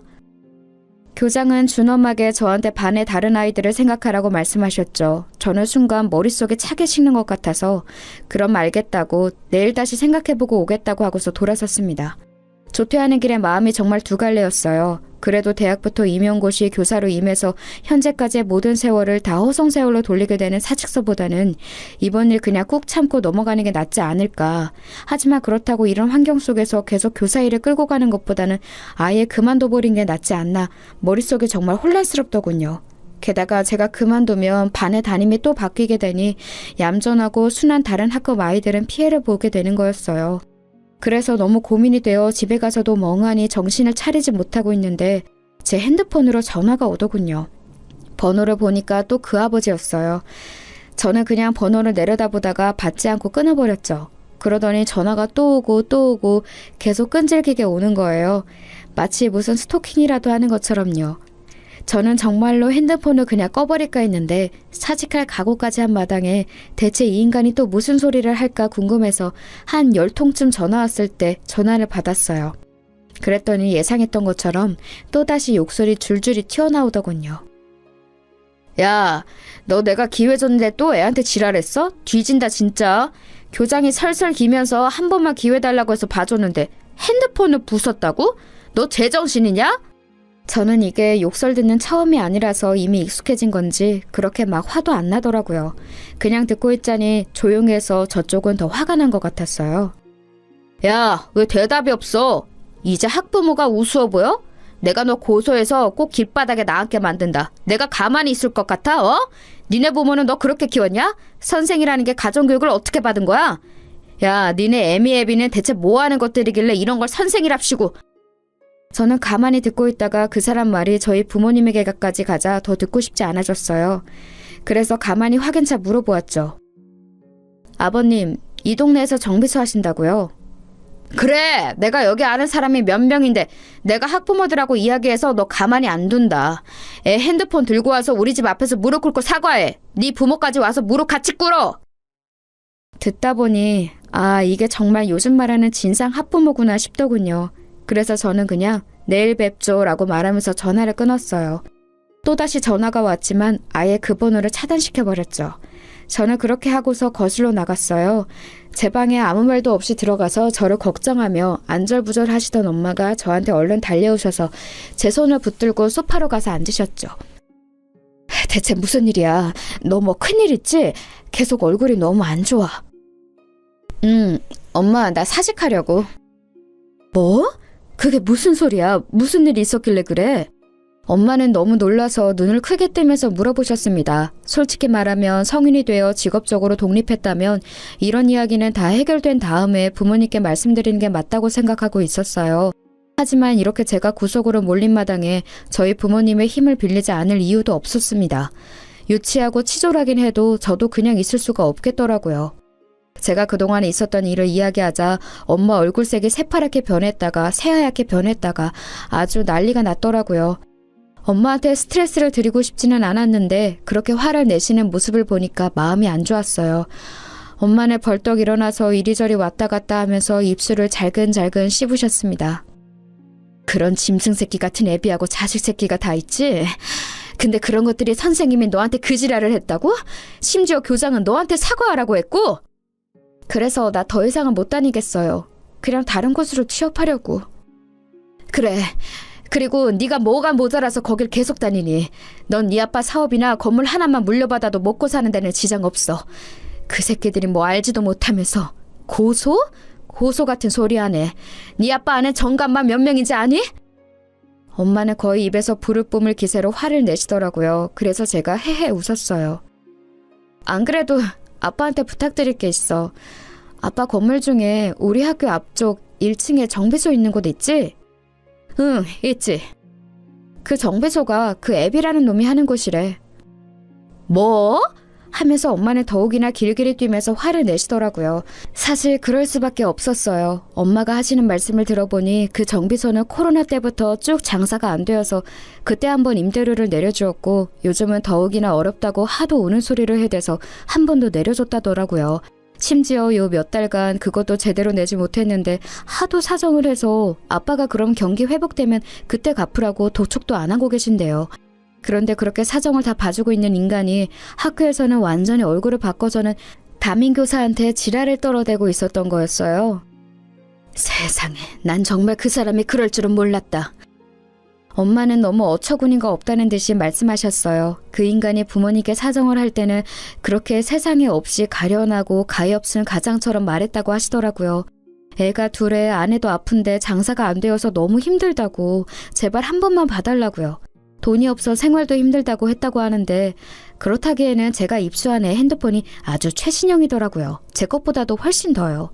그리고 곧 아빠가 돌아오시자마자 엄마하고 저는 그 사정을 전부 아빠한테 이야기했어요. 아빠는 평상시에는 자상하고 다정한 분이지만 한번 화가 나면 급발진도 그런 급발진이 없거든요. 아무 말 없이 저와 엄마 이야기를 듣고 계시더니 아빠는 곧 말씀하셨어요. 너 내일 아침 일찍 사직서 내고 와라. 교장 이야기 들을 것도 없다. 네가 애들 가르치는 걸 좋아해서 교사를 직업으로 삼은 거지 생계 때문에 돈 벌어야 하는 것도 아니잖아. 그런 곳에서 네가 고생할 필요 없다. 아빠는 딱 잘라서 말씀하셨어요. 사실 저희 집이 뭐 저 하나쯤 돈 안 번다고 어떻게 되는 집은 아니었거든요. 이 동네에만 상가 건물 제법 큰 걸로 4채가 있고 서울 안에 좀 더 있었고요. 그리고 다음날 아침 아빠가 운전하시는 차를 타고서 저는 학교로 들어갔어요. 일부러 조금 늦게 가서 학생들이 드문드문 등교하고 있었죠. 저는 차에서 내려서 곧장 교장실로 갔어요. 커피를 마시려던 교장이 놀라서 저를 돌아보는데 그냥 사직서를 내려놓고서 돌아서서 나와버렸죠. 그리고 아빠가 기다리다가 차에서 내리셨어요. 저희 아빠 차가 좀 겉으로 보기에 많이 튀는 외제차라서 운동장에 세워놓으니 학생들이 수군대면서 지나가는 게 느껴지더라고요. 약간 쪽팔리기는 했지만 어쨌든 아빠하고 같이 학교 앞쪽 그 정비소 쪽으로 갔어요. 학교 앞 골목 하나만 건너면 되는 곳이라서 상당히 가까웠죠. 정비소가 아직 열기 전이었지만 어차피 그 뒤쪽에서 살림집하고 같이 있는 형태라서 아빠가 곧장 그 정비소 사장한테 전화를 걸었어요. 저한테는 그쪽 목소리가 들리지도 않았지만 아빠가 짧게 몇 마디 하니까 나오겠다고 하는 것 같더군요. 그러고서 채 3분도 안 지났는데 헐레벌떡 사장이 튀어나왔어요. 바로 그 싸가지 없는 애녀석 아버지였죠. 순간 그 사람은 저하고 눈이 마주친 채로 무슨 일인가 헷갈리는 얼굴이었어요. 그리고 아빠가 그 사람한테 그러셨죠. 인사해. 내 딸일세. 안녕하세요. 초면은 아니죠? 제가 그 아저씨를 노려보면서 말하자 순간 말이 안 나오는지 어버버거리기 시작하더군요. 아니 그 사장님 이 아가씨 아니 이 선생님이 사장님 따님. 그래 내 딸이고 내가 어젯밤에 아주 충격적인 이야기를 들었네. 아빠의 표정은 무서울 정도로 굳어있었고 그 사람은 얼굴이 창백하다 못해 헬쑥해지기 시작했어요. 뭐라고 답변할 말도 찾기가 힘든 듯 그 사람은 손을 떨기 시작했어요. 자네 덕분에 내 딸 사직서 내고 오는 길일세. 그동안 내가 자네한테 임대료도 받지 않았던 게 너무 후회가 되는군. 사직서를 내셨다고요? 아니 그게... 고소하실 거면 하세요. 저도 아빠 변호사 좀 빌려서 쓸 테니까. 안 하시면 저희가 고소하려고요. 제가 무표정하게 말하자 얼굴 표정이 진짜 볼만하게 변하더군요. 이번 달 안으로 가게 비우게. 지금까지 안 낸 임대료도 이번 달 안으로 내고. 안 내면 고소장 받게 될 거야. 라고 말씀을 남기시고서 아빠가 돌아서셨어요. 그 아저씨가 달려와서 아빠 바지가랑이를 붙들고 늘어지는데 아빠가 저 먼저 집에 가라고 손짓을 하셨죠. 그러고서 저는 그냥 집으로 와버렸어요. 아빠한테 매달리고 울고 불고 난리였던 모양이지만 아빠가 봐주지 않고 곧장 가게 비우라고 선고를 해버리셨더라고요. 안 그러면 정말 법적으로 절차를 밟는다고 하셔서 결국 그달 안에 그 정비소는 허겁지겁 이사를 나갔고요. 물론 살림집도 같이 있었으니 거의 나앉다시피 한 모양이었어요. 소문으로는 어디 반지하집으로 가서 살고 있다고 하더라고요. 아빠의 선의에 의지해서 살던 사람이 저한테 고약한 짓을 하려다가 된소리를 맞은 꼴이라 별로 불쌍하지도 않았었죠. 결국 저는 교사를 그만두고 일반 회사에 취업해서 다니고 있어요. 당시를 생각하며 다시 교사를 하고 싶은 생각도 들지 않네요. 요즘 교권 추락으로 여러 사건이 많은데 다시 한번 제 경험이 생각나고는 한답니다.